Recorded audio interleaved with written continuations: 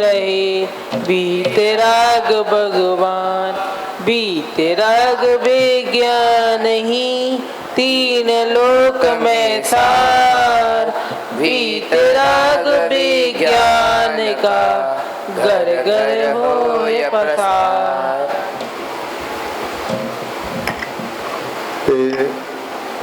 जो भी ये प्रशिक्षणार्थियों में महिला वर्ग है कि थोड़ा सा पीछे हों तो उनको सूचित कर दें, शीघ्रता से यहाँ पर क्लास में उपस्थित हों।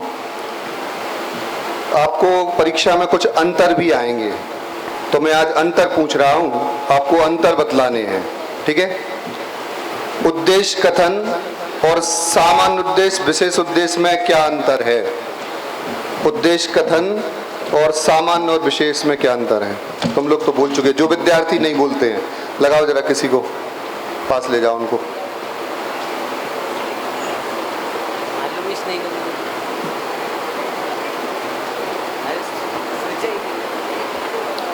बेटा अब आना चाहिए, अब अंतिम पड़ाव पर हैं हम सभी। अब आपके पास माइक आए तो आंसर आना चाहिए। उद्देश्य कथन और सामान्य उद्देश्य और विशेष उद्देश्य में क्या अंतर है? चलो बोलो।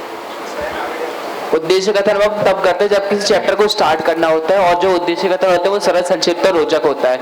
और सामान्य उद्देश्य अपन को जो सारे पाठ है उनमें सामान्य उद्देश्य वो सेम ही रहता है कि आज के अपन जो स्टार्टिंग करेंगे तो सब में सेम रहेगा। और विशेष उद्देश्य किसी एक पाठ के लिए एक ही रहता है, बाकी पाठों के लिए अलग अलग रहता है, विशेष और सामान्य में। बहुत अच्छा बताया। इसमें फिर भी एक अंतर और है, बताएगा कोई कौन सा अंतर है? उद्देश्य कथन कहाँ लगता है और सामान्य उद्देश्य और विशेष उद्देश्य कहाँ लगता है, ये बताना है। सामान्य और विशेष लगता है जब अपन बोर्ड कार्य करते हैं उसके बाद लगता है, और विशेष और जो वो प्रस्तुतिकरण के बाद लगता है उद्देश्य कथन लगता है। थोड़ा सा सही नहीं आया, हाँ बोलो, फिर से बोलेगा कोई? जो उद्देश्य कथन है वो तीसरा सोपान होता है, और जो पढ़ाई जाने वाली में, और जो विशेष उद्देश्य सामान्य उद्देश्य होता है वो प्रस्तुतिकरण वाले में होता है। इसमें लिखवाते अपन सामान्य पारिभाषिक वाले में। अरे जो लिखित पाठ योजना है वहाँ सामान्य उद्देश्य और विशेष उद्देश्य का प्रयोग करेंगे, और पढ़ाने वाला उसमें अपन उद्देश्य कथन करते हैं, ठीक है। अगला अंतर, आदर्श वाचन और अनुकरण वाचन में क्या अंतर है? ये अंतर आपको पूछे जाएंगे। आदर्श वाचन और अनुकरण वाचन में क्या अंतर है? जो आदर्श वाचन है वो स्वयं करते हैं शिक्षक, और जो अनुकरण वाचन है वो बच्चों से कराया जाता है। और आदर्श वाचन के अंदर दो निर्देश दिए जाते हैं, और अनुकरण वाचन में भी 2 निर्देश दिए जाते हैं। जो आदर्श वाचन के निर्देश हैं वो ये हैं कि आपको पॉइंट नोट करने हैं, मैं पूछूंगा। और अनुकरण वाचन के ये निर्देश हैं कि जो भी गलतियां ये लोग कर रहे हैं वो आपको नोट करना है, वो मैं पूछूंगा। बहुत अच्छा। मूल्यांकन और संवाद में क्या अंतर है? मूल्यांकन और संवाद में क्या अंतर है?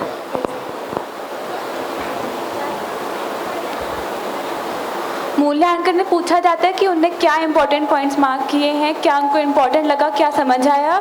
और संवाद में पूछते हैं कि क्या बच गया है और कौन सा इम्पोर्टेंट पॉइंट छूट चुका है अभी तक। मूल्यांकन में कितने आएंगे? 4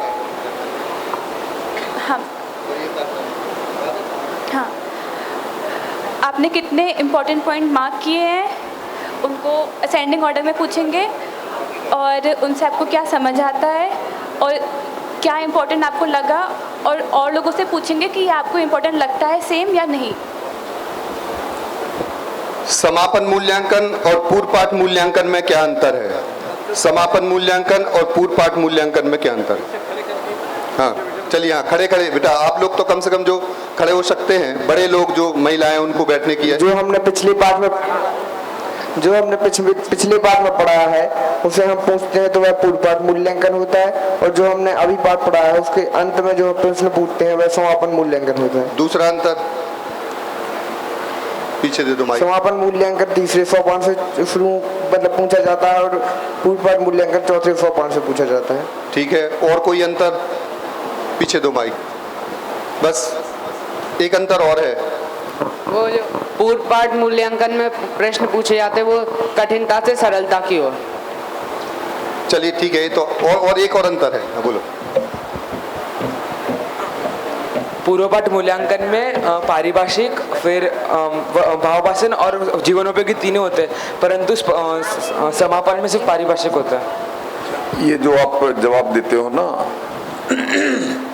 पूरा बताना सिर्फ नहीं, आज पढ़ाया पाठ का समापन, आज पढ़ाया पाठ छात्रों को समझ में आया कि नहीं यह जानने के लिए, और पूर्व पाठ मूल्यांकन में कल पढ़ाया गया पाठ याद करके लाए कि नहीं ये जानने के लिए, ऐसा पूरा लिखना चाहिए। बैठ जाइए, बहुत अच्छा। पूर्व ज्ञान और पूर्व पाठ मूल्यांकन, पूर्व ज्ञान और पूर्व पाठ मूल्यांकन में क्या अंतर है? कुछ यहाँ तो डर है बेटा, और बाकी क्या सब? हाँ, इसको पूर्व पाठ मूल्यांकन में ये पूछा जाता है जो उनसे पहले, मतलब उसके पहले जो चैप्टर में पढ़ाया गया था वो पूछा जाता है, और पूर्व ज्ञान मतलब कि उसके पहले जो कुछ भी उनको थोड़ा बहुत उस चैप्टर के बारे में पता है तो उसके बारे में उनसे पूछा जाता है कि आपको क्या पता है। हाँ, बहुत अच्छा। एक अंतर और, एक अंतर और बताइए। पूर्व पाठ मूल्यांकन पढ़ाने में यूज होता है और पूर्व ज्ञान पाठ्य योजना में। बहुत अच्छा। एक लिखित में और एक पढ़ाई जाने वाली योजना, पाठ्य योजना जो होती है वो। चलिए भाई साहब, और कुछ? ठीक।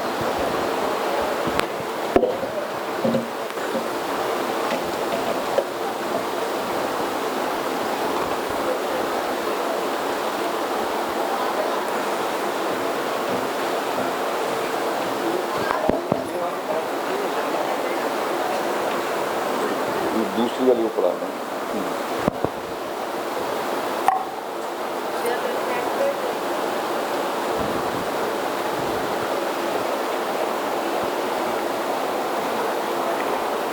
आज जिसको भी कहा जाए पढ़ाने के लिए, उन्हें पढ़ाना कंपलसरी है, और सभी लोग सब गलतियां नोट जरूर करें, ठीक है ना।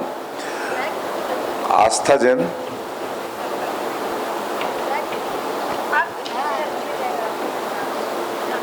आओ।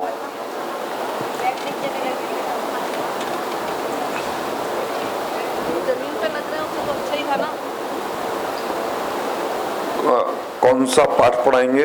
आपका रोल नंबर क्या है? नहीं मिला, अच्छा। कौन सा पाठ पढ़ाएंगे? माइक ले लो।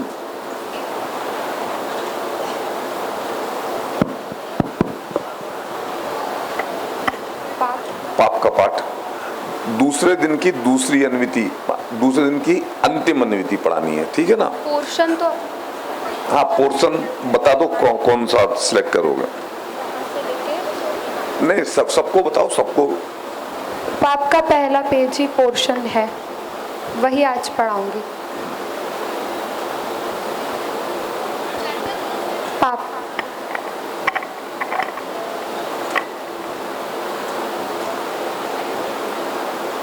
हाँ, जय जिनेंद्र बच्चों, किसी ने आज खाना नहीं खाया क्या? किसी की आवाज ही नहीं आ रही है।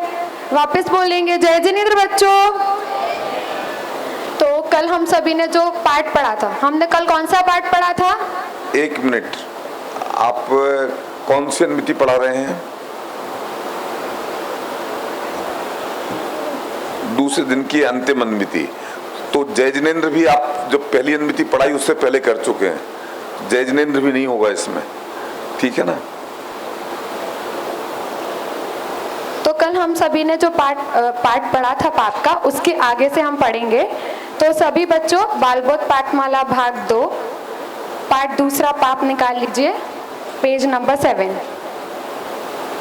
अभी जैसा मैं पढ़ रही हूँ वैसा ही आप सभी को पढ़ना है, और सभी बारी से जो इम्पोर्टेंट पॉइंट्स होंगे उसे नोट करेंगे, ठीक है। पिताजी, लोग कहते हैं कि लोभ पाप का बाप है, तो यह लोभ सबसे बड़ा पाप होता होगा? नहीं बेटा, सबसे बड़ा पाप तो मिथ्यात्व है, जिसके वश होकर जीव घोर पाप करता है। 5 पापों में तो उसका नाम है ही नहीं। आगे चलिए। अब हाँ, आप आ जाइए, और आप पुत्र का किरदार निभाएंगे और आप पिता का। ठीक है। और इनको सब ध्यान से सुनेगा, अगर ये कोई गलती करेंगे तो उन्हें नोट भी कीजिएगा और साथ में मुख्य बिंदु भी नोट कीजिएगा।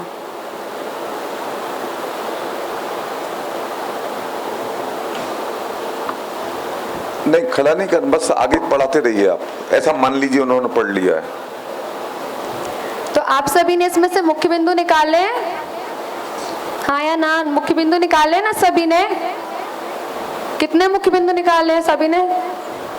आपने कितने मुख्य बिंदु निकाले? 2। आपने 2? आपने 2 निकाले? आपने? चलिए आप बताइए अपना एक मुख्य बिंदु। पाप 5 प्रकार के होते हैं: हिंसा, झूठ, चोरी, कुशील, परिग्रह। इसके अलावा आपने जो ऐसा है कि सबसे बड़ा पाप तो मिथ्यात्व ही है, जिसके वश होकर जीव घोर पाप करता है। हाँ, आपने? उल्टी मान्यता का नाम मिथ्यात्व है। और कोई मुख्य बिंदु बचा है क्या?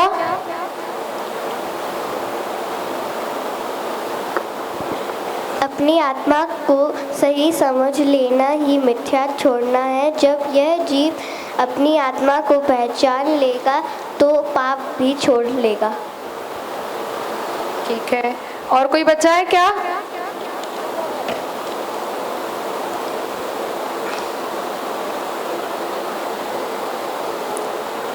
बचा है क्या? हो गए?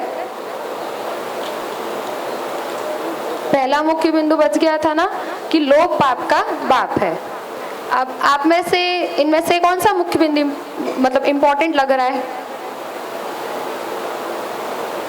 कौन बताएगा?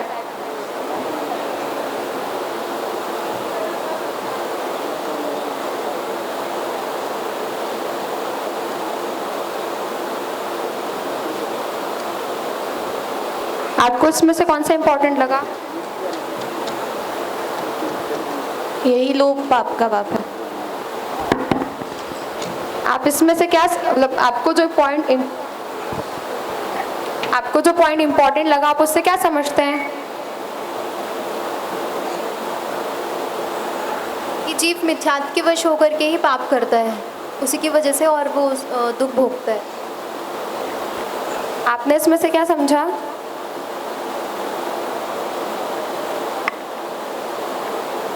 कि लोभ पाप का बाप है, तो लोभ के कारण ही 5 पाप होते हैं।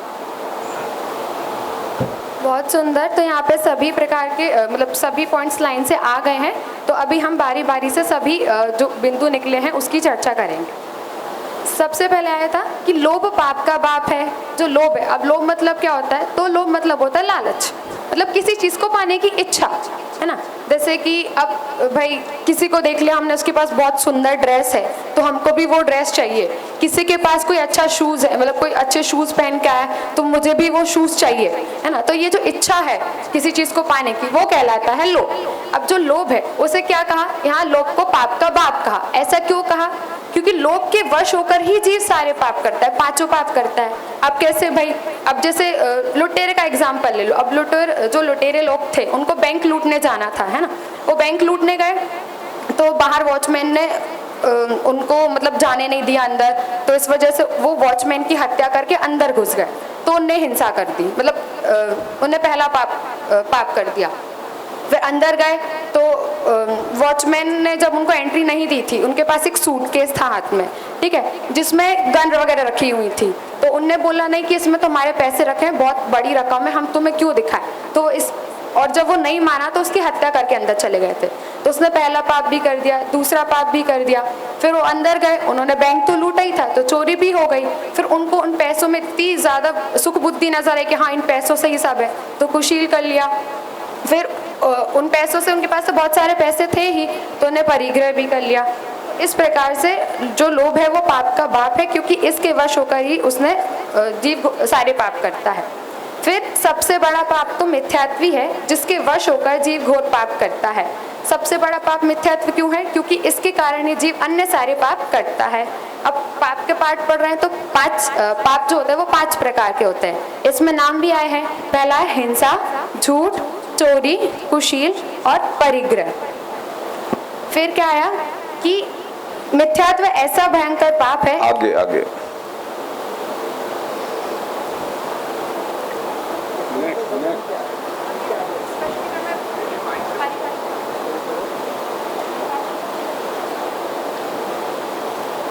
अभी जैसे इसमें आया था मिथ्यात्व की परिभाषा कि उल्टी मान्यता का नाम ही मिथ्यात्व है, मतलब जो चीज जैसी नहीं है उसको वैसा मानना वो मिथ्यात्व कहलाता है। अब जैसे एक छोटा सा बच्चा था, मतलब स्कूल के एज जाने वाला, तो वो उसका अगले दिन एग्जाम था, उसको कुछ आता नहीं था, तो अगले दिन भगवान के पास गया, मतलब मंदिर गया और भगवान के सामने जाके 1 किलो देसी घी के लड्डू चढ़ा दिए और बोला कि भगवान आप मेरे को जो एग्जाम है उसमें पास करवा देना। तो भगवान के किसी को पास करवा सकते हैं भगवान, तो वीतरागी होते हैं। हमने पहले पाठ में पढ़ा था ना कि भगवान जो होता है वो वीतरागी होते हैं, तो वो तो किसी से राग द्वेष करते नहीं हैं, तो वो ऐसा क्यों करेंगे। तो ये जो उसकी मान्यता थी वो उल्टी थी कि भगवान अगर हम लड्डू चढ़ाएंगे तो वो हमारी बात मान लेंगे, लेकिन भगवान तो वीतरागी हैं। फिर आगे आया था कि अपनी आत्मा को सही समझ लेना ही मिथ्यात्व छोड़ना है। जब यह जीव अपनी आत्मा को पहचान लेगा तो पाप भी छोड़ने लगेगा। जब यह जीव अपने सच्चे स्वरूप में आ जाएगा तो उसकी जो उल्टी मान्यता है कि ये शरीर मेरा है, ये मैं हूँ, मेरा नाम ये है, तो जो उसकी मान्यता है वो भी छूट जाएगी। ठीक है, तो यहाँ पे अभी हमने पाठ समझा। अभी आप सभी अपनी अपनी कॉपी निकाल लीजिए। मैं आप सभी को कुछ प्रश्नोत्तर लिखवाऊंगी, वो लिखिएगा। मिथ्यात्व, पहला प्रश्न है, मिथ्यात्व किसे कहते हैं? लिख रहे हो ना सब? आपकी कॉपी निकली हुई है, आपकी पीछे लिख रहे हो? पहला प्रश्न लिख लिया सबने? मिथ्यात्व किसे कहते हैं? उत्तर लिखिए। उल्टी मान्यता का नाम ही मिथ्यात्व है। आगे। तो चलिए, आपको पाठ समझ में आ ही गया होगा। ठीक है, तो अभी सब ध्यान से सुनिएगा। उल्टी मान्यता का नाम ही मिथ्यात्व है। ठीक है, तो उल्टी मान्यता का नाम मिथ्यात्व है या नहीं, कौन बताएगा? हाँ, आप बताइए। पक्का उल्टी मान्यता का नाम मिथ्यात्व है या कशा है? मिथ्यात्व। सही है आपका। उल्टी मान्यता का नाम क्या है? वहाँ उस साइड से कौन बताएगा? उल्टी मान्यता का नाम क्या है? हाँ, आप बताइए। उत्तर सही है आपका। मिथ्यात्व किसे कहते हैं? उल्टी मान्यता को मिथ्यात्व कहते हैं। बहुत सुंदर। अब जैसे दो व्यक्ति हैं, ठीक है, वो जैनी हैं, अब वो रास्ते से जा रहे थे, जंगल के रास्ते से, ठीक है, तो वो गाड़ी चला रहे थे। अब उनके सामने अचानक से एक बिल्ली रास्ता काट के चली गई। ठीक है, तो अब दोनों जैनी थे, लेकिन बोलते हैं कि सामने से बिल्ली रास्ता काट के चली गई, मतलब कुछ बुरा होने वाला है हमारे साथ, या तो हमारा एक्सीडेंट हो जाएगा या फिर पता नहीं क्या हो जाए हमारे साथ बुरा। तो वो दूसरा रास्ता लेके जाते हैं। तो उनकी ये जो मान्यता थी कि जो बिल्ली है उसके रास्ता काटने से हमारा कुछ बुरा हो जाएगा, वो ऐसी मान्यता क्या थी उनकी? कौन बताएगा? हाँ, आप बताइए। मिथ्या मान। आपका उत्तर सही है। लोक पाप का बाप है, इसे तर्क सहित कौन सिद्ध करेगा? मतलब लोक पाप का बाप है, इसको एक्सप्लेन करना है।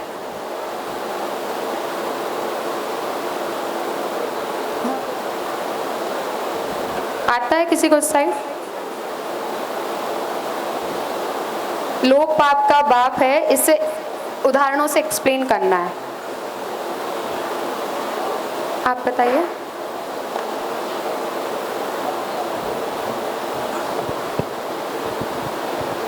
जैसे मेरे को ये पेन अच्छा लगा, या फिर मेरे को पेन अच्छा लगा, तो ये मेरे को इसको पाने की इच्छा हुई, तो मैंने ये उठा लिया बिना पूछे, तो ये हो गई चोरी।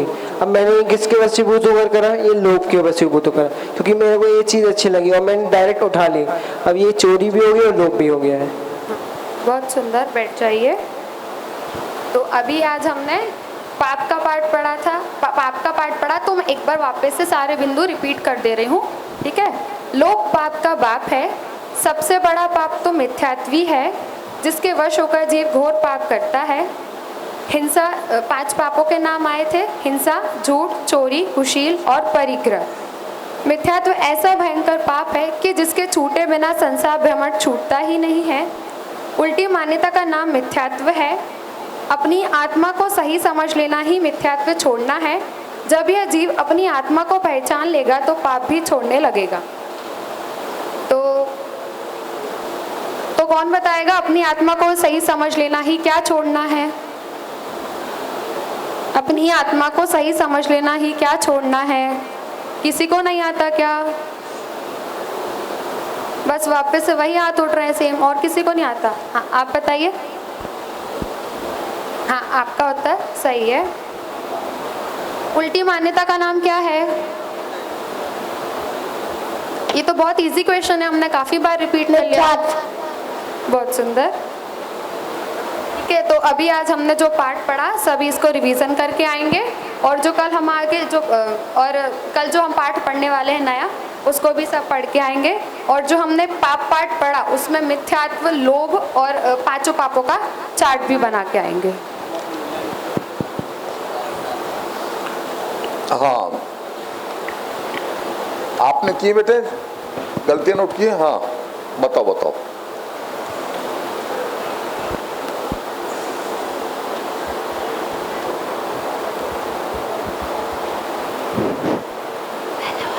अनुकरण वाचन में गलतियां नहीं पूछी। मूल्यांकन 3 ने किया। क्या मूल्यांकन? 3 ने किया। 3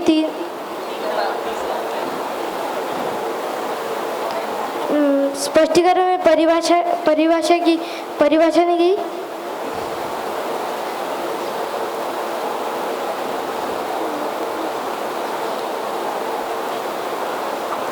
और कोई? हाँ बोलो।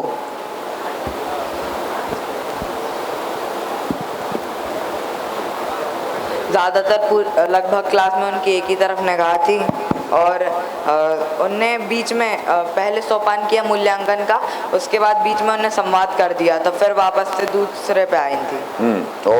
और उदाहरण में जो चोरी वाला उदाहरण उन्होंने दिया था, उसी के अंदर उन्होंने बेफालतू में कुशील घुसा दिया, उसमें कहीं आ नहीं रहा था। अच्छा।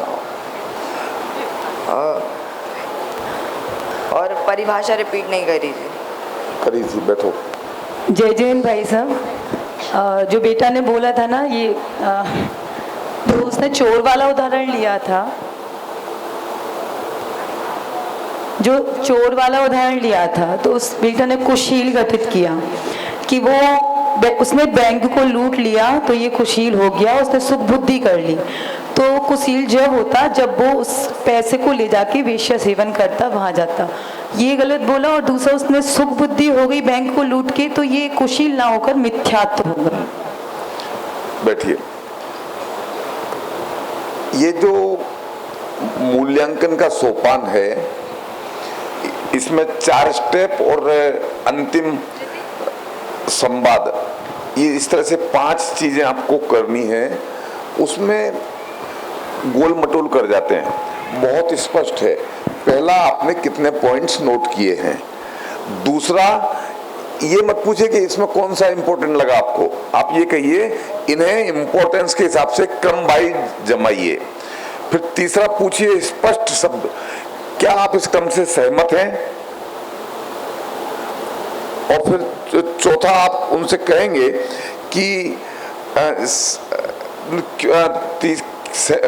क्रम से जमाइए।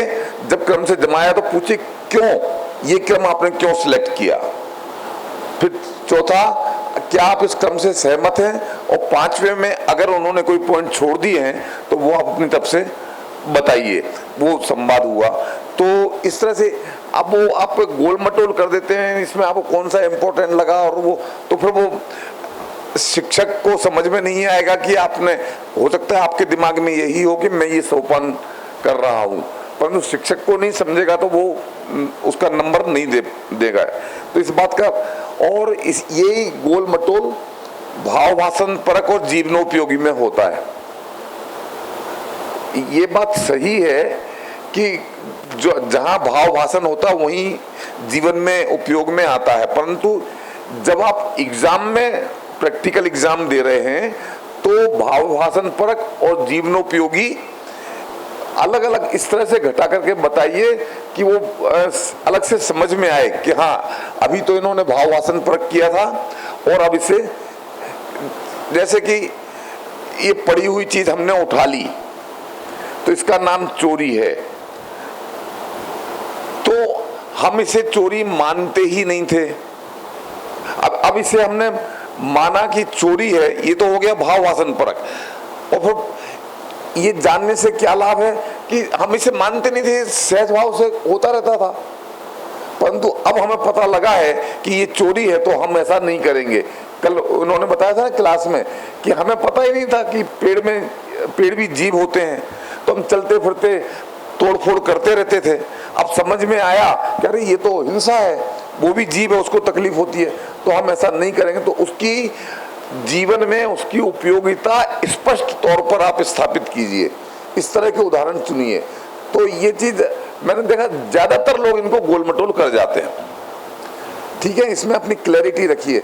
और जब आपको एक लिमिटेड पाठ पढ़ना है तो उस पाठ को तो आप 2 उदाहरण करने तो कर सकते हैं ना, और अगर हमें समझ में नहीं आ रहा तो आपस में चर्चा वार्ता करके अपने शिक्षक से भी पूछ सकते हैं, परंतु क्लैरिटी होनी चाहिए इसमें। ठीक है ना?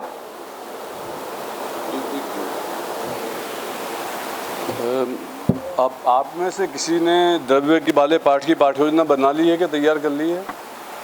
द्रव्य वाले पाठ की देखिए, मेरे पास एक पाठ योजना आई है द्रव्य वाले पाठ की। इसने पहली वाली पाठ योजना भी पूरी तैयार कर ली और द्रव्य वाली पाठ योजना भी कल शाम को दी थी, अभी आ गई है तैयार। मार्मिक जैन, इधर आओ खड़े होके।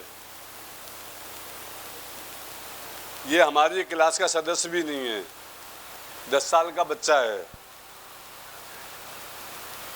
कल परसों हमारे एक अम्मा जी ने, 63 साल के अम्मा जी ने इतना अच्छी व्याख्या करके आपको बताया था, और सारे सोपान कैसे लगाने हैं। अनुविधि यदि खुद को चयन करनी है तो कौन सी स्मार्टनेस से कौन सी अनुविधि चयन करोगे, सारे सोपान ही नहीं आए। ये अलग बात है कि वो हम आपकी स्मार्टनेस के साथ में हम भी थोड़ी बहुत स्मार्टनेस लगाएंगे बाद में, तो आप तो अपने हिसाब से कर सकते हो ना। तो इतना छोटा बच्चा भी 10 साल का बच्चा बना सकता है। 5वीं क्लास में पढ़ता है भाई साहब, 5वीं क्लास में पढ़ता है, ये 10 साल का बच्चा बना सकता है और 63 साल की महिला बना सकती है।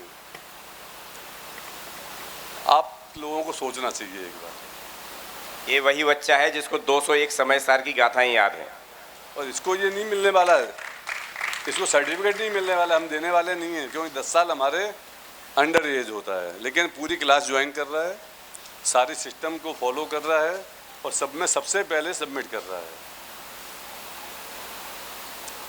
तो मेरा ये कहना है, मैं आपको ये मोटिवेट करना चाहता हूँ कि वास्तव में इसका भाई साहब सहयोग भी इसने किसी से नहीं लिया, मेरे रूम में आता है और अपने आप से करता है पूरा। ऐसा नहीं है कि किसी ने उसको कराया, उसके पापा ने या हम लोगों ने, बहुत बढ़िया तरीके से कर रहा हो। इसलिए मेरा ये कहना है आपसे कि जितने बोझ के तले हम दबे हुए हैं ना, कि बहुत सारा काम है, हम कैसे करें, इतनी सारा कठिन सिस्टम है, ऐसा कुछ भी नहीं है। जहाँ चाहे वहाँ राय। आप करना चाहें तो आप भी कुछ भी कर सकते हैं, इसलिए आप कुछ भी करिए। आज रात को सारी की सारी पाठ्य योजना हमारे पास आ जाएगी। ये आपको जो द्रव्य नामक पाठ की पाठ्य योजना बनाने को दी है ना, आपकी निर्देशिका में, प्रशिक्षण निर्देशिका में पेज नंबर 122 पर द्रव्य पाठ के निर्देश पाठ संकेत दिए गए हैं। आप उनके आधार पर भी ये पाठ्य योजना बना सकते हैं।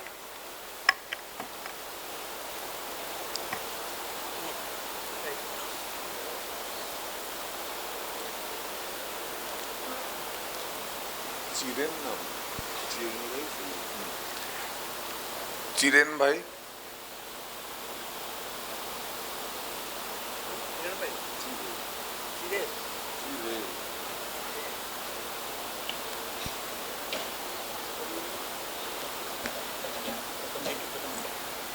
प्रथम दिन की प्रथम अनुमति। और कौन सा पाठ?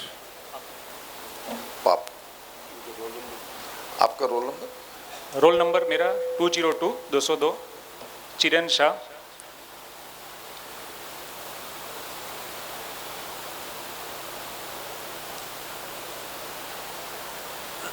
जय जिनेंद्र बच्चों, कैसे हो आप सब? तो आज हम पढ़ेंगे पार्ट 2 पाप। अब इससे पहले हमने जो कल थोड़े देव स्तुति की थी, उसमें से मैं थोड़े प्रश्नोत्तर करूंगा आपको। सच्चा देव किसे कहते हैं? हाँ बोलो बेटा। ठीक है, जो वितराग, सर्वज्ञ और हितोपदेशी है उसे सच्चा देव कहते हैं। वितराग किसे कहते हैं? हाँ मार्मिक में।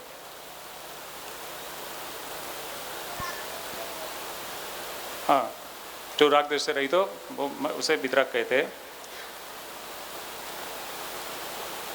देव स्तुति जैसे मैंने कल मार्मिक भी कल प्रेजेंट था, बहुत इंटरेस्ट से पढ़ रहा था।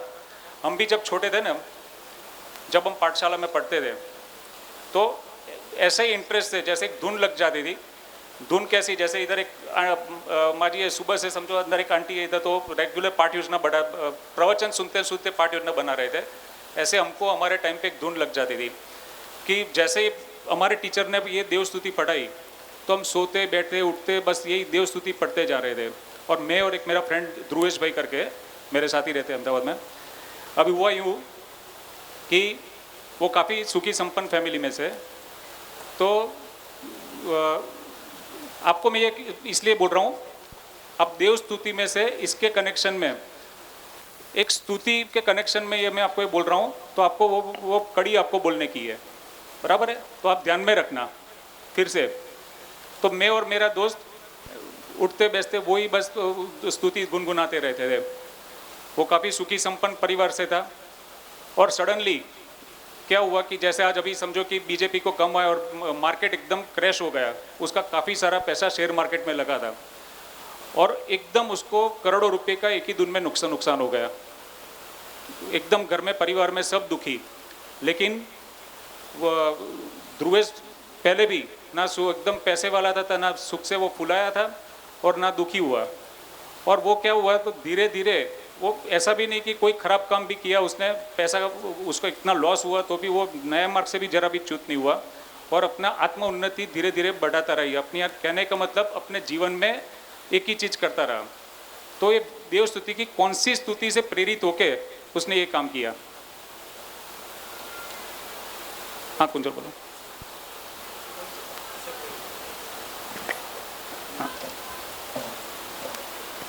हाँ बोल। सुख दुख में हम समता धारे रहे अचल जिमि सदा अटल, न्याय मार्ग को लेश न त्यागे वृद्धि करे निज आत्म बल। बहुत बढ़िया। ये इसलिए मैं बोल रहा हूँ कि ये एक एक चीज, ये स्तुति हमारे लिए कितनी इंपॉर्टेंट है। और जिनवाणी में जैसा अभी अब जो भी पाठ आगे भी पढ़ेंगे वो भी इतना ही इंपॉर्टेंट रहता है। अभी जनरली जैसे हम ये वितरागी भगवान की जब हमको परिभाषा नहीं पता है तो हम भगवान के आगे हमारे लाइफ में डे टू डे लाइफ में अगर ये नहीं पता होती, जैसे अब अभी समझो मैं एक एग्जांपल देता हूँ कि स्वयं और उसका एक दोस्त है, समझो दो जन कोई भगवान से पहले पूजा करते थे, भगवान से दर्शन करने जाते थे। तो भगवान से उसका दोस्त क्या मांगता था कि भगवान मुझे एक बढ़िया आईफोन मोबाइल दिला दो, मुझे अच्छा सा एक गाड़ी दिला दो, ऑडी BMW, पैसा ये वो, मुझे अच्छे मार्क्स में पास करा दो, मुझे 99% आ जाते। तो अगर स्वयं तुमको उसे समझाना हो कि डे टू डे लाइफ में, तो तुम उसको क्या समझाओगे? क्या ये चीज भगवान के सामने मांगनी चाहिए? नहीं, हमें ये एक्चुअली तो कुछ नहीं मांगना चाहिए, परंतु अगर कुछ ऐसे बोले कि कोई मांगना क्या चाहिए, तो हमें ये बोलना चाहिए कि ज्ञान भानु का उदय करो ममो मिथ्यात्म का होय विनाश। बहुत सुंदर। बस यही डिफरेंस पड़ता है हमारे डे टू डे लाइफ में कि हम वितरागी भगवान का स्वरूप अगर समझ जाते हैं तो हम ऐसी मिथ्या मान्यता हमारी निकल जाती है, बराबर? तो बेटो अभी इसमें हमारे चैप्टर में एक आया कि आत्म शुद्ध हमारा होवे पाप मैल नहीं चढ़े कदा। नेक्स्ट।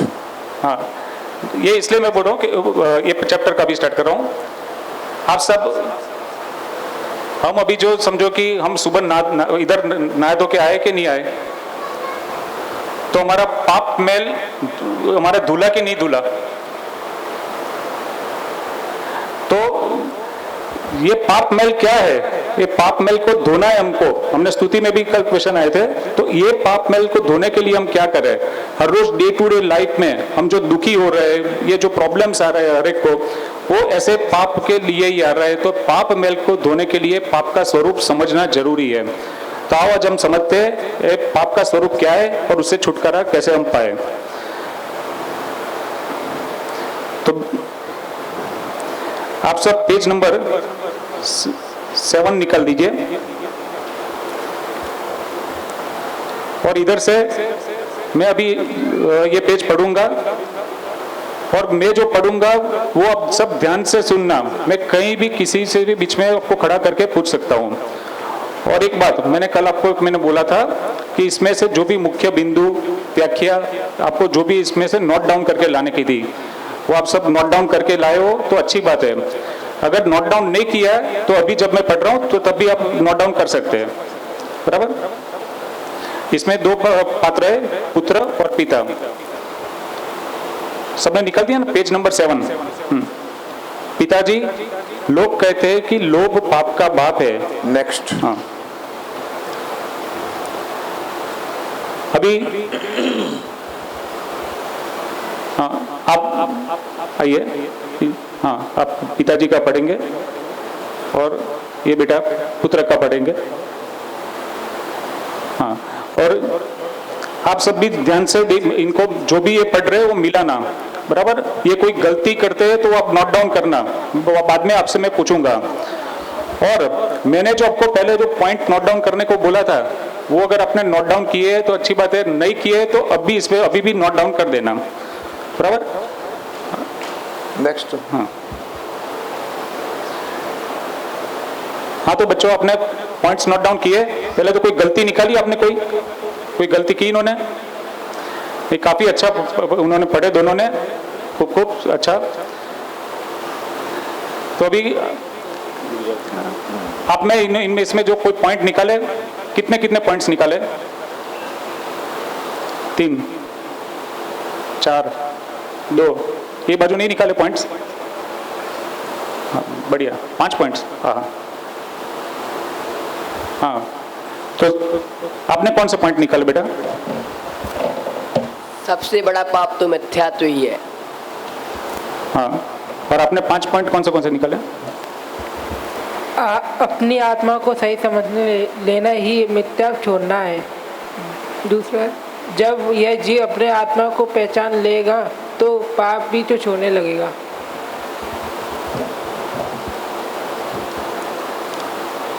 अब इसमें हमने जब जैसे ये पढ़ा पिताजी से लेके ये सेकंड लास्ट पैराग्राफ, जीव पाप छोड़ेगा कैसे, वहां तक आपने अभी तक पढ़ा है। उनमें से आपको इंपॉर्टेंट पॉइंट कौन से लगे? सबसे इंपॉर्टेंट पॉइंट? उल्टी मान्यता को ही मिथ्यात्व कहते हैं, और मिथ्यात्व के वश होकर जीव घोर पाप करता है, और मिथ्यात्व के छूटे बिना संसार का भ्रमण कभी छूट नहीं सकता उसका। और कोई पॉइंट? हाँ बोलो। लोभ पाप का बाप है और सबसे बड़ा पाप मिथ्यात्व है। बहुत बढ़िया। तो टोटल ये समझो कि ये यहाँ तक हमको 5 पॉइंट सभी निकले। हाँ, आपको पॉइंट छूट रहा है? कोई पॉइंट? हाँ बोलिए, जोर से बोलिए।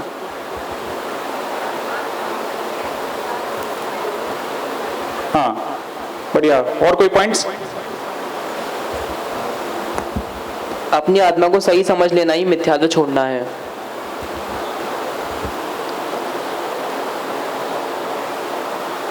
तो बहुत बढ़िया। अभी सब इसमें से इंपॉर्टेंट पॉइंट, सबसे इंपॉर्टेंट पॉइंट कौन सा आएगा आपके हिसाब से? सबसे इंपॉर्टेंट पॉइंट कौन सा लग रहा है? वो मैं इधर भी लिख भी रहा हूं बोर्ड पे। सबसे इंपॉर्टेंट पॉइंट मिथ्यात्व को छोड़े बिना संसार का भ्रमण कभी छूट नहीं सकता। बहुत बढ़िया। अभी सभी पॉइंट्स हमारे जैसे कवर हो चुके हैं। अभी मैं इधर लिखाता हूं, सबसे बड़ा पाप मिथ्यात्व है। उल्टी मान्यता का नाम ही मिथ्यात्व है। मिथ्यात्व के वश होकर ही जीव घोर पाप करता है। लोभ पाप का बाप है। और जो 5 पाप के नाम बोले वो हिंसा, झूठ, चोरी, कुशील और परिग्रह। ये 5 पॉइंट आप सब नोट डाउन कर देना। अभी इसमें हमने देखा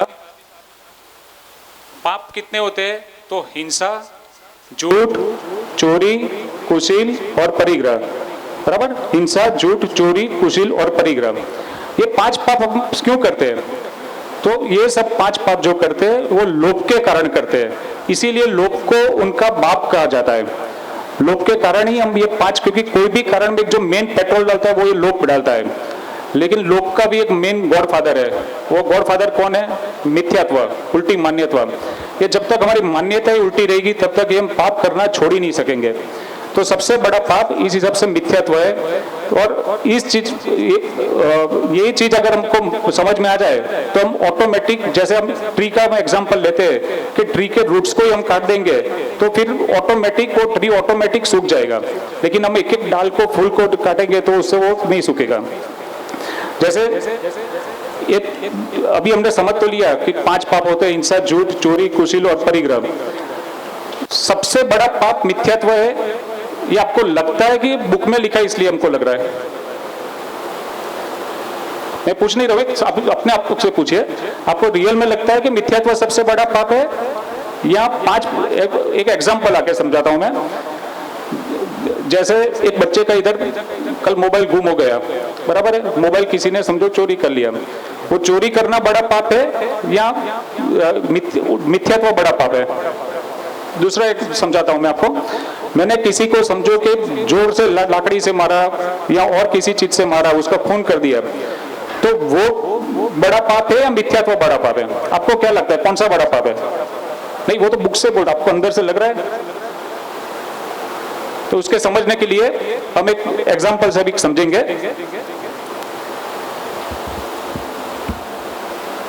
अभी जैसे EMI पे हमको चीज मिलती रहती है, बराबर ना, क्योंकि बच्चों को सबसे हाईएस्ट इंटरेस्ट वाली, अब जैसे शास्त्रों में तो 10 प्राण होते हैं और 11वां प्राण आज कौन सा होता है पता है? मोबाइल। बराबर, अभी एक ऐड आई कि 1 रुपया भरो और लाख रुपए का मोबाइल ले जाओ आप, ऐसी ऐड आती है। बराबर, अभी उसने, ये आपको मैं मिथ्यात्व का ही समझाने के लिए कर रहा हूं।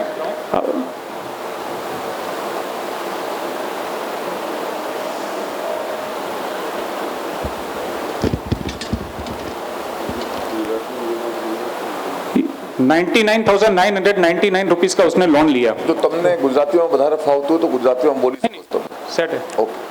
अभी ये फर्स्ट 9 वो मिथ्यात्व है। आपको मैं पूरा ये समझाता हूं तो इससे आपको पता चलेगा कि आपको भाव भाषण होगा कि मिथ्यात्व कैसे सबसे बड़ा पाप है। दूसरा होगा लोभ, और समझो पाप का इधर हुआ लास्ट 2 में। अभी समझो मोबाइल तो हमने ले लिया, हुआ यूं कि अभी जैसे मोबाइल का इंस्टॉलमेंट भरने का टाइम आया, 1 महीने में लाख रुपए के हमने लोन लिए और हम ऐसा सोचेंगे कि हम 100 रुपया भर देंगे तो मैथ्स में कौन पावरफुल है इसमें से? मैथ्स किसका अच्छा है? हाँ, तो 99,999 उसमें से 99 माइनस कर दो तो कितने हो जाएंगे? ये 2 9 चले जाएंगे, 99,900, बराबर। और लेकिन उसको इंटरेस्ट चढ़ गया 1,000 रुपीज का, बराबर। अभी तो होता क्या है, 1 महीने के बाद उसके पापा है, उसने खूब डांटा कि तूने पागल, इतना तो इंटरेस्ट चढ़ जाएगा, तू खाली ये 9 को दबा दे, ये 9 माइनस हो जाएगा तो कितने हो जाएगा? ये 9 के बदले 0 हो जाएगा तो कितने रुपीज हो जाएंगे? 9,999। हम अनादि से ये कर रहे हैं कि ये पाप के ऊपर तो हमारी दृष्टि रहती है, हिंसा, झूठ, चोरी, कुशील और परिग्रह। लेकिन हमारी मूल जो लोन है, जो मिथ्यात्व है, सबसे बड़ा पाप क्यों? क्योंकि वो मेन लोन चालू रहती है। लोन यानी पाप का बंध, वो बड़ा पाप का बंध चालू रहता है। इस हिसाब से हमारा कंटिन्यूअसली संसार परिभ्रमण भी चालू रहता है। आपको ये समझ में आया एग्जाम्पल? ये हमारी एग्जैक्ट सिचुएशन चल रही है कि हम इसके ऊपर फोकस करने के बदले खाली पाप के ऊपर फोकस कर रहे हैं। एक बार ये निकल जाएगा, लोभ निकल जाएगा, क्रम से सब निकलेगा ऑटोमेटिक। बराबर है? और इसी चीज को हम जैसे एक डे टू डे लाइफ में भी अप्लाई कर सकते हैं। आज हम कोई भी पाप करते हैं तो क्यों करते हैं? आज जैसे मैंने अभी जैसे बोला, किसी के मोबाइल गुम हो गए XYZ, तो ये मिथ्यात्व है कि मेरे को इसमें से सुख मिलेगा ले जाने वाले, तो हिंसा भी उसी के कारण करेगा, वो चोरी भी करेगा तो उसी के कारण करेगा, झूठ बोलेगा तो भी मिथ्यात्व के वश, और उसी के कारण कुशील का पाप और परिग्रह का पाप, वो सब पाप करेगा। आगे हम उसका भी स्वरूप समझेंगे, वो सब भी बाद में आएगा। अभी ये तो हमारी हो गई पहली परिभाषा। अभी जैसे दूसरी परिभाषा यदि उल्टी मान्यता को मिथ्यात्व कहते हैं, बराबर? तो एक परिभाषा पता भी ना आगे। हाँ, ओके। तो बच्चों अभी आप एक काम करिए, हमने जो 3-4 परिभाषा पढ़ी, आप अपनी नोटबुक निकालिए। आपको मैं अभी परिभाषा अभी आपको ये लिखा देता हूं सबको, आपको सब अपनी अपनी नोटबुक निकाल दीजिए।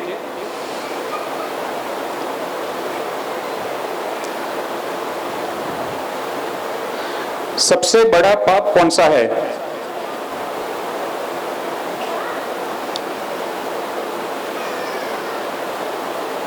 लिख रहे हो ना आप सब? सबसे बड़ा पाप कौन सा है? सबसे बड़ा पाप मिथ्यात्व है। नेक्स्ट। हाँ, तो अभी हमने सबने पढ़ा कि उल्टी मान्यता को मिथ्यात्व कहते हैं। उल्टी मान्यता को मिथ्यात्व कहते हैं। अब मैं आपसे प्रश्न पूछूंगा, उल्टी मान्यता को मिथ्यात्व कहते हैं या नहीं? कहते हैं। उल्टी मान्यता को मिथ्यात्व कहते हैं या कषाय? हाँ, उल्टी मान्यता को क्या कहते हैं? बढ़िया। और मिथ्यात्व किसे कहते हैं? पूरा बोलो। उल्टी मान्यता को, बहुत बढ़िया।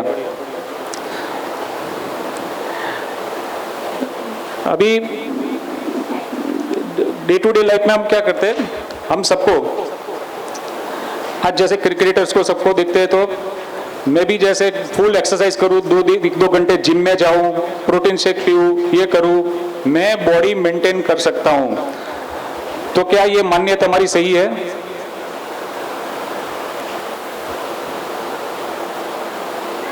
क्यों?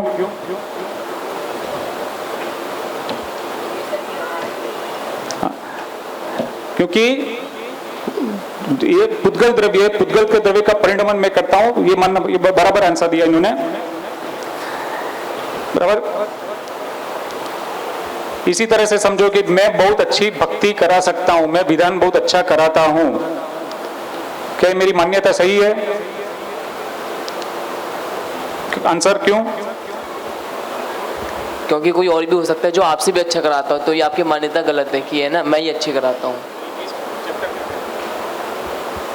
ये मान्यता क्यों गलत है? मेरी मान्यता क्यों गलत है? मैं गाता हूँ, वो कर्तृत्व पना है, और मैं सिर्फ जानता देखता हूँ क्योंकि मैं आत्मा हूँ। उल्टी मान्यता जो मैंने मान रखी कि मैं अच्छा विधान कराता हूँ, मैं अच्छा गाता हूँ, ये सब मेरी उल्टी मान्यता है।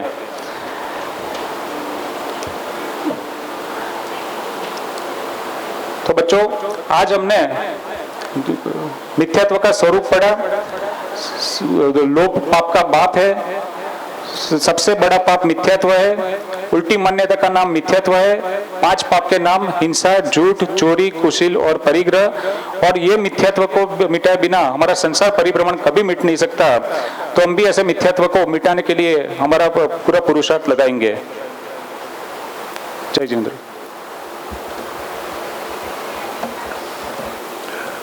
आपने नोट किया है? आपने, आपका ध्यान ही नहीं क्लास में। आपने नोट की मिस्टेक्स? नींद आ रही है?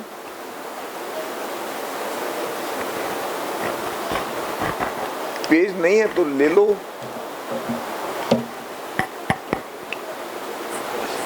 जो भी आपकी समस्या है आप सॉल्व कर लो, क्लास में अटेंटिव होकर के बैठो। हाँ, आप बताइए।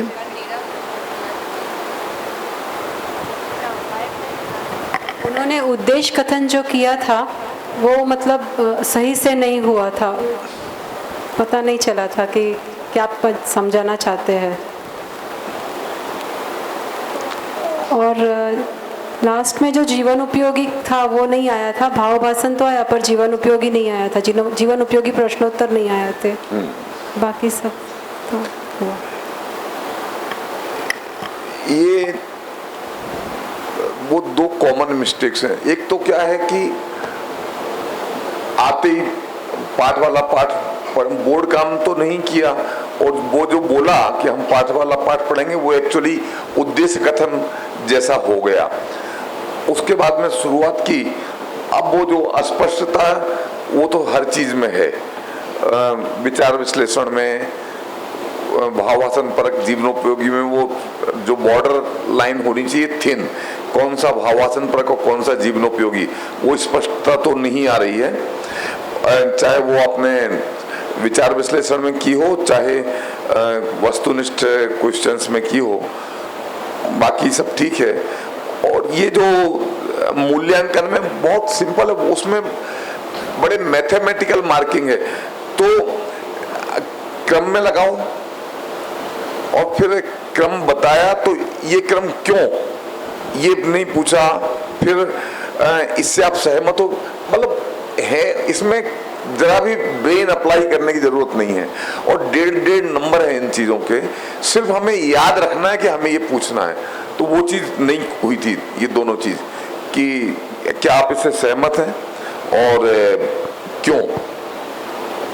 ठीक है,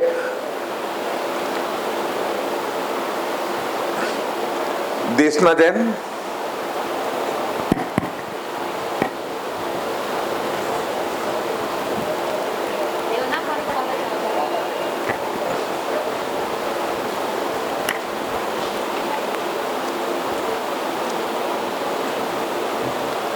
नाम देशना जैन, रोल नंबर 779। पहले दिन की पहली अनुवृत्ति फ्रॉम द टॉपिक कषाय, इंग्लिश में। जय हिंद everyone, how are you all? Ready for today's class?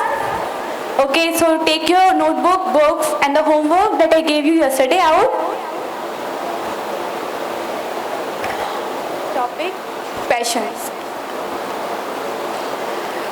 Okay, so before starting a new class, let us do some pre-evaluation question and answers. So tell me, what is sins? What are sins? Who will tell me? No one knows. You just carry on. Don't expect answers. Okay. So very good. Now tell me, what is mental violence? Yes, very good. Now tell me, what is mental theft? Yes, very good. What is mental falsehood? Yes. And what is mental unconscious? Yes. And what is mental accumulation? Apply only single definition. Don't cover all the definitions. Okay. Only apply one. Okay. So, moving forward, we all know that a soul's attribute is to know and to see. Yes? But we daily examine that we get angry, we want more and more things, we do sometimes fraud also, we do many bad things also. So, is that the attribute of a soul? No, right? So to avoid these things, today we are going to understand the chapter passions and its parts, okay? So, I am reading the chapter and you all have to pay attention to my readings. Pay attention what I am saying, and yesterday I also told you to mark the points. I hope you all have marked, but if you still have not, mark the points right now, okay? I'm reading the chapter, pay attention to it. and you all have to pay attention because I will make any of you to stand up and tell me where I have left, okay? Brother, you told me that a soul merely knows and sees. Does it not become angry? Does it not commit fraud? Yes, yes, it does all these, but anger and... Okay. So, I hope that you all have marked the important points, but if still you have not, you can mark the points right now. I am selecting 2 students from you all. You have to come over here, speak the lesson just like I did, and rest all of you have to mark the mistakes, what mistake that they did, okay? Okay, so you and you come over here and speak the lesson. Yes, next. Okay, very good. Did you all notice what mistake they did? No one noticed? Or was there any mistake or not? No. But I think they did very good, but still there was some lack of confidence in them. So you all also have to speak like them, but have a bit more confidence, okay? So moving forward, I'm explaining the chapter to you. Before that, tell me what important point did you all mark? And how many important points did you all mark? How much? You? Okay, first of all, you tell me your 2 points. आत्मा के स्वभाव के विपरीत भाव को विभाव कहते हैं. Okay, and what's your second point? उल्टी मान्यता, सॉरी, जब हम किसी को भला जानकर चाहने लगते हैं तो वह राग है. Okay, and what were your other points? There are 4 passions: angry. This was not included in my chapter right now. Did you not mark the points? Why then still you said that you have marked 4 points? Yeah, you tell me. आत्मा के स्वभाव के विपरीत भाव को विभाव कहते हैं. Yes, and another point? Okay, first of all, tell me what did you understand by these points? You tell me. हमारी आत्मा का स्वभाव तो जानना देखना है, बट उसकी जगह पे हम राग द्वेष ये सब करते हैं तो वो विभाव में आता है. Okay, and what did you understand by your point? अगर हम किसी को अच्छा जानेंगे तो वही राग है. And you too?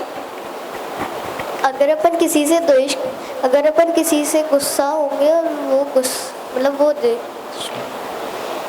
This was not your point.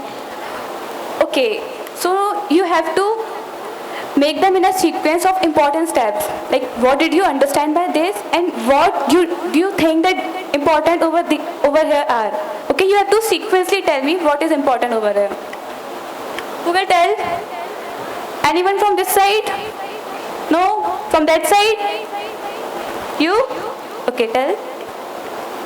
आत्मा के स्वभाव के विपरीत भाव को विभाव कहते हैं. मिथ्यात्व, राग, द्वेष आनंद स्वभाव से विपरीत हैं, वे विभाव हैं. जब हम किसी चीज को भला जानकर चाहते हैं तो वह राग है, और जब किसी को बुरा जानकर दूर करना चाहते हैं तो वह द्वेष है. Yes, tell me. आत्मा मत जानता दिखता है, पर क्या आत्मा क्रोध नहीं करता है? I want you to mark all the important points in a sequence or ascending manner. No? Okay, it's okay. So, according to you, are these important points in sequence? According to all of you, are the important points in sequence? Yes? Okay. Is there any point left over here? Any point left over here? No, right. We have covered the page. Okay, so now I am going to explain all these points sequentially and you have to pay attention to it. Anger and other passions are not natural to the soul, just as knowing and seeing are. Passions are not its essential character. That means that a main attribute of soul is to see and know, but still passion occur in a soul, but they are not natural to a soul. Okay? For example, we all are students right now. Our main work is to study. Okay? But still, if you spend your whole day in using mobile phone or video games, is that okay? Is that natural to you right now? No. Similarly over here, our attribute of soul is to know and to see. We don't have to do any other things. We just be natural to ourselves. Okay? Okay. Just like we know, when we boil the water, we can't even touch it. We will get burn or finger or something else. But if you pour it into a fire, it will still close the fire. Okay? That means the water main attribute is calmness. When whatever it is hot or not, but still it will dissolve the fire. Okay? Now moving forward, the conduct which is against the nature of the soul is perverse character. Nature of the soul is bliss. Wrong faith, attachment and aversion are against the blissful nature of the soul. Therefore, they are perverse character. That means a soul attribute is to be happy without any attachment or aversions. Next. इसका भाव भाषण और जीवन उपयोगी बता दूँ ना? Only one definition. You do all the. Okay, thank you. So moving forward, I hope you all got these points and you also understand these points. So take your copy and pen out. I am telling you some question and answers. You have to write them accordingly. What is a perverse character? What is a perverse character? That conduct which is against the nature of the soul is perverse character. Have written all these points? Have written this? Next. Okay. So we are done with explanation and written work. So I'm asking some questions. You all have to pay attention to it and answer. But first I am repeating the definition. Listen to it carefully. Okay? The conduct which is against the nature of the soul is perverse character. So tell me, the conduct which is against the nature of the soul is perverse character or not? Yes, good. Okay, now tell me, the conduct which is against the nature of the soul is perverse character or a good character? Yes, right. The conduct which is against the nature of the soul is what? Yes. And what is a perverse character? Yes, very good.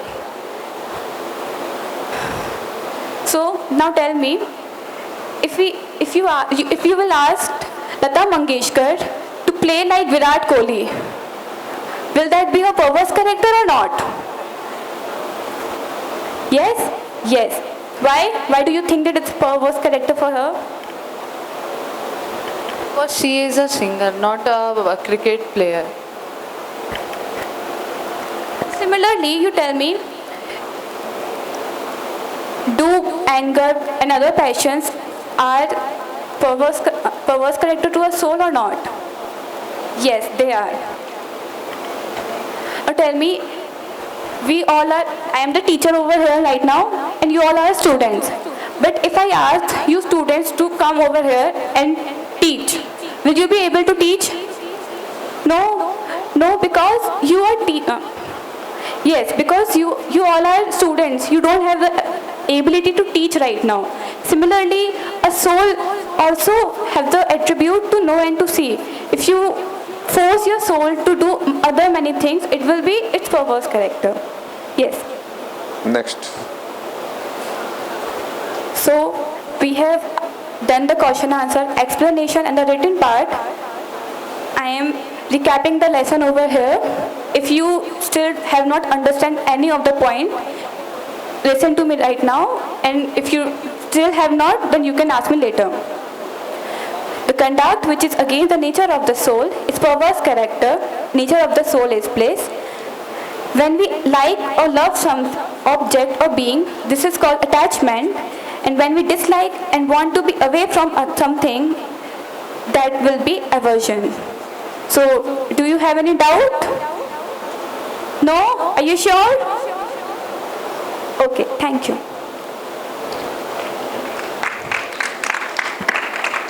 कौन बताएगा? आपने note किया है? चलिए मैं बता देता हूं। पूर्व पाठ मूल्यांकन में भाव वासन परक और जीवनोपयोगी क्वेश्चंस नहीं पूछे थे।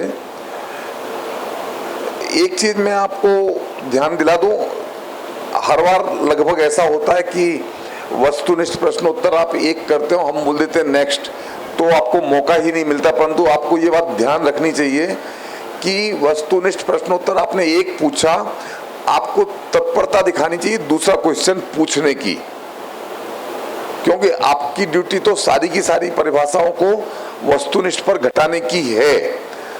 फिर आपको जब रोका जाए तो आप नेक्स्ट स्टेप पर आगे जाएं। क्योंकि अपनी वो प्रैक्टिस नहीं हुई तो मुझे कहने का विकल्प आया कि वो आप फैक्टर ही आपके दिमाग से निकल जाएगा कि हमें सारी परिभाषाओं पर घटाना है, तो हम एक पर करके ही आगे बढ़ जाते हैं। ऐसा ना करें, ठीक है ना? बहुत अच्छा पढ़ाया, सब चीज़ों का ख्याल रखा है।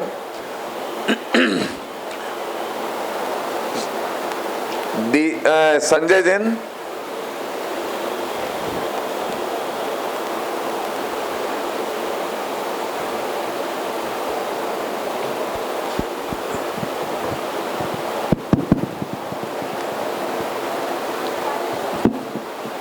आपका रोल नंबर?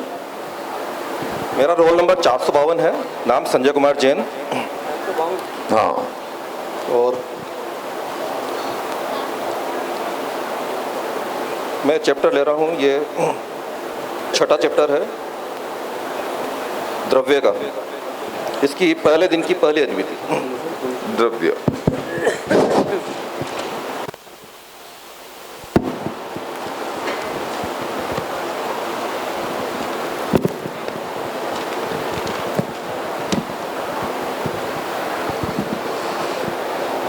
जय जिनेंद्र बच्चों, आप सब कैसे हैं?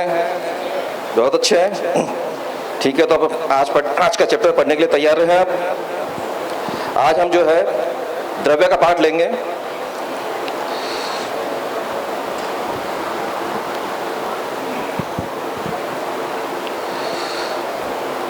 कल हमने आपसे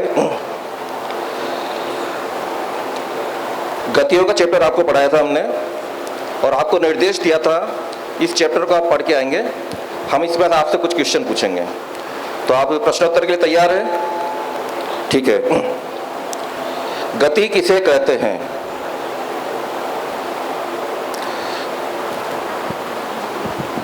किसी की अवस्था विशेष को गति कहते हैं। हाँ, जीव की अवस्था विशेष को गति कहते हैं। जीव की अवस्था विशेष को गति कहते हैं। दूसरा प्रश्न है, तिर्यंच गति किसे कहते हैं? आप बताएंगे? ओनली वन डेफिनेशन प्लीज, एक ही डेफिनेशन। हाँ, तो कल के चैप्टर की आपने सारी परिभाषाएं समझ ली हैं, और आपको मैं समझता हूं कि कंठस्थ हो गई होंगी। इसके कुछ आगे के प्रश्न हम आपसे और पूछना चाहते हैं। हमने चारों गतियों के बारे में और उनके दुखों के बारे में जाना। तो चार गतियों के दुखों में हमें कहीं भी सुख नजर नहीं आया, तो इसमें चारों गतियों में दुख है, ये जानने से आपको क्या लाभ है?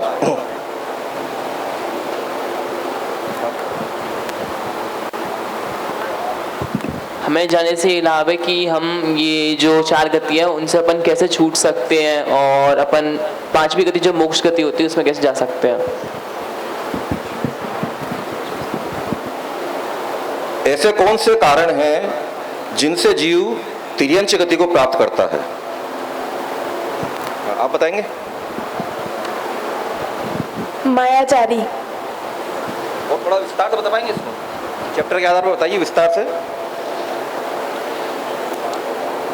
हाँ, बुक के आधार पर कौन बता पाएगा तिर्यंच का कारण? तिर्यंच गति का कारण क्या है? पेज नंबर 23 में देखिए, भावों की कुटिलता अर्थात मायाचार, छल कपट तिर्यंचायु बंध का कारण है। सबको समझ में आ गया?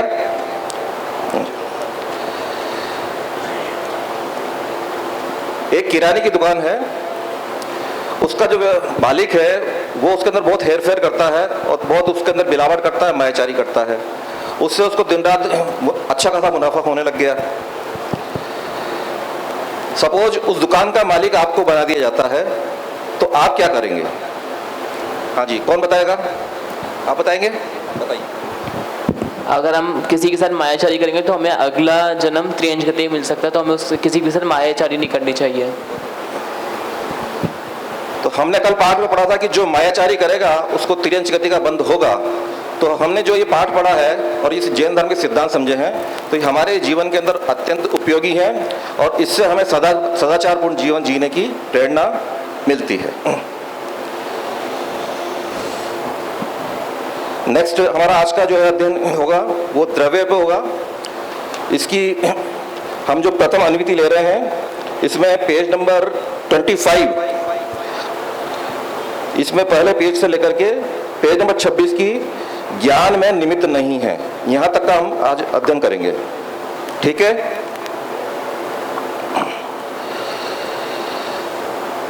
मैं इसका जो है वाचन कर रहा हूं, आप सभी इसको ध्यान से सुनेंगे। आपसे इसमें जो मुख्य बिंदु आए हैं पूछे जा सकते हैं, तो मुख्य बिंदु को आप नोट डाउन कीजिए। गुरुजी, अम्मा कहती थी कि जो हमें दिखाई देता है वो तो सब पुद्गल है। ये पुद्गल क्या होता है? ठीक तो है, हमें आंखों से तो सिर्फ वर्ण।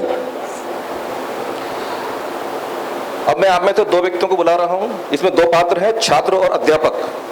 एक आप आ जाइए, एक आप आ जाइए। ठीक है, मैं मान लेता हूँ आपने कर दिया है।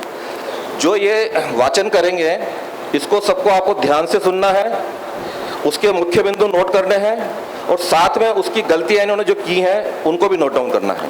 मैं आपसे पूछूंगा कि इनके वाचन में क्या गलतियां इन्होंने की, तो उसको आप ध्यान से सुने। इसलिए सभी एक्टिव रहे, ध्यान में, पूरी क्लास जागृत रहनी चाहिए। बराबर?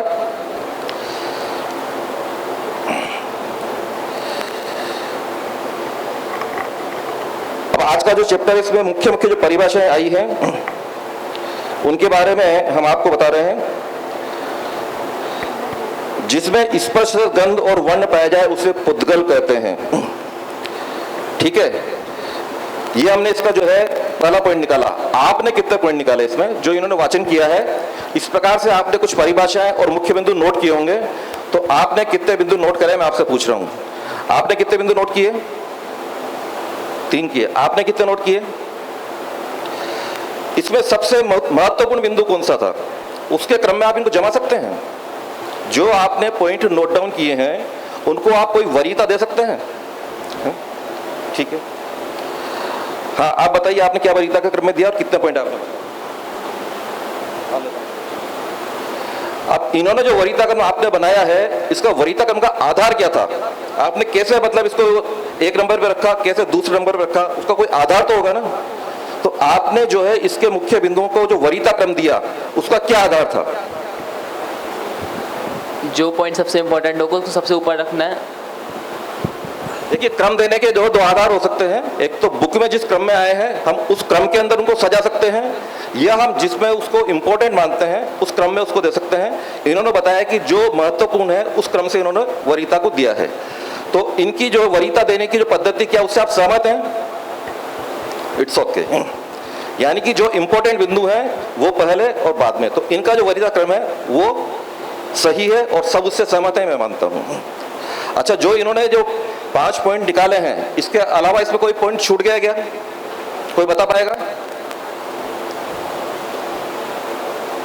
एक बिंदु छूट गया, मैं बताता हूं आपको। अंत में जो है लाइन आती है, जब द्रव्य 6 प्रकार के हैं तो हमें दिखाई केवल पुद्गल ही क्यों देता है? क्योंकि इंद्रियां रूप, रस आदि को ही जानती हैं और आत्मा आदि वस्तुएं अरूपी हैं, अतः इंद्रियां उनके ज्ञान में निमित्त नहीं हैं। अभी जो है ये असमंजाति पर्याय है। मैं इन 5 इंद्रियों के माध्यम से ज्ञान करता हूं, ये निमित्त मात्र है। जानता तो ज्ञान है, लेकिन अभी ज्ञान में मैंने निमित्त कौन सी पढ़ रही हैं? ये 5 इंद्रियां, और ये 5 इंद्रियां क्या हैं? पुद्गल हैं। तो ये अरूपी पदार्थ को ही जान सकती हैं, उसमें निमित्त पढ़ सकती हैं। इसलिए जो है हमारे जानने में स्पर्श गंधन वाली वस्तु ही आ रही हैं, अन्य नहीं। बराबर। इसके अन्य कुछ बिंदु जो है महत्वपूर्ण बिंदु जिसमें ज्ञान पाया जाए वो जीव है। नेक्स्ट। अच्छा नेक्स्ट।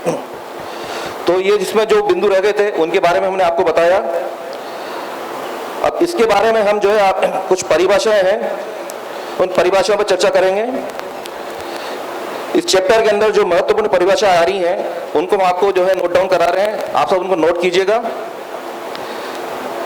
जिसमें स्पर्श गंध और वर्ण पाया जाए उसे पुद्गल कहते हैं। नोट कीजिए, पुद्गल किसे कहते हैं? जिसमें स्पर्श, रस, गंध और वर्ण पाया जाए। दूसरी परिभाषा नोट कीजिए, द्रव्य किसे कहते हैं? नेक्स्ट। सारी परिभाषाएं आपने नोट कर ली हैं। अब आप बताइए, रोबोट है, जैसे मैं देखता हूं, चलता हूं, किचन में काम करता हूं, यहां तक कि मैं इंटरव्यू देता हूं, ये सारे काम जो है रोबोट कर देता है, बल्कि भी झपकाता है। किसी घर की सुरक्षा करने के लिए बोलो तो वो भी कर देता है। तो इसका मतलब वो तो जीव हुआ। बताइए रोबोट जीव है या नहीं? रोबोट जीव नहीं है, क्योंकि जो रोबोट है उसमें वो जाहिर काम कर रहा है, लेकिन वो एआई की मदद से कर रहा है और वो अपन अपने ज्ञान की मदद से कर रहे हैं। उसके पास ज्ञान नहीं है, उसके पास वो एआई की मदद से कर रहा है वो। इनका क्वेश्चन सही है? इनके क्वेश्चन का आंसर सही है क्या? आप बताइए, इन्होंने जो जवाब दिया वो सही है क्या? तो रोबोट जो है जीव क्यों नहीं, रोबोट को हम जीव क्यों नहीं मान सकते? आप बताएंगे? बस बहुत बढ़िया। तो रोबोट सब कुछ कर सकता है, लेकिन उसके अंदर ज्ञान समाहित नहीं हो सकता। वैज्ञानिक सब कुछ कर सकते हैं, लेकिन उसमें ज्ञान नहीं डाल सकते, इसलिए हम रोबोट को जीव नहीं मान सकते। बराबर। ये जीव अजीव इनका आदि का हमने जो ज्ञान किया, इसकी हमारे जीवन में क्या एप्लीकेबिलिटी है, इसका हमें जीवन में क्या लाभ है? हाँ जी, कौन बताएगा?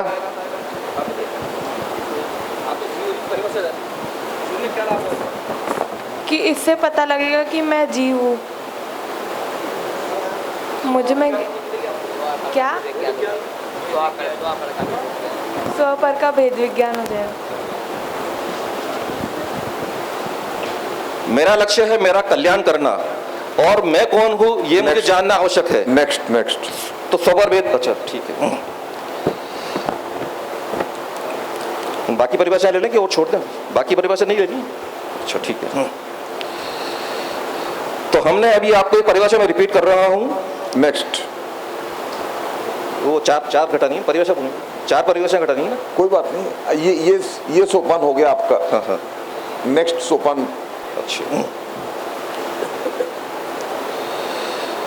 गुणों के समूह को द्रव्य कहते हैं। एक परिभाषा मैंने आपको निकाली है, गुणों के समूह को द्रव्य कहते हैं। ये कौन सा सोपान कर रहे हैं आप? मैं इसके 4 भाग घटाने के, आपने पहले का तो नेक्स्ट बोला ना आपने है? अच्छा स्पष्ट कर रहे। नहीं चलिए, ये तो आप भाववासन परक और जीवनोपयोगी कर चुके वस्तु। वो तो कर दिया। अब आप ये क्वेश्चन कर रहे हैं तो ये उल्टा हो गया। वो तो हम चलिए ठीक है, बैठिए, हो गया। हाँ 4 प्रश्न नहीं कर। हाँ करिए। गुणों के समूह को द्रव्य कहते हैं या नहीं? कहते हैं, ठीक है। गुणों के समूह को क्या कहते हैं? गुणों के समूह को क्या कहते हैं, द्रव्य या पर्याय? द्रव्य। तीसरा प्रश्न है, गुणों के समूह को क्या कहा जाता है? द्रव्य किसे कहते हैं? इसी तरह से दूसरी परिभाषा पर हम घटित करेंगे। ठीक है, ज्ञान पा जाता है उसे जीव कहते हैं। ठीक है, बैठिए। अब इसके बाद में सारांश लेखन के अंदर आपकी सारी परिभाषा को हम आपको नोट कराते हैं। ये अभी प्रथम अनिवित्तीय, इसलिए इसका समापन नहीं होगा अभी। हाँ ठीक है।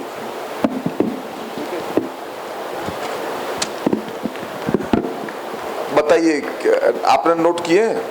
हाँ बोलो।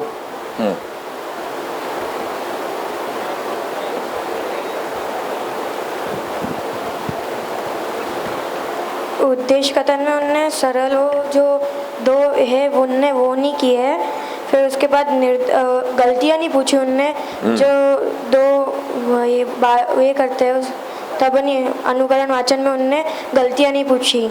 आदर्श वाचन में भी निर्देश एक ही दिया था, दूसरा नहीं दिया। हाँ, और संवाद नहीं किया उन्होंने। संवाद तो किया था।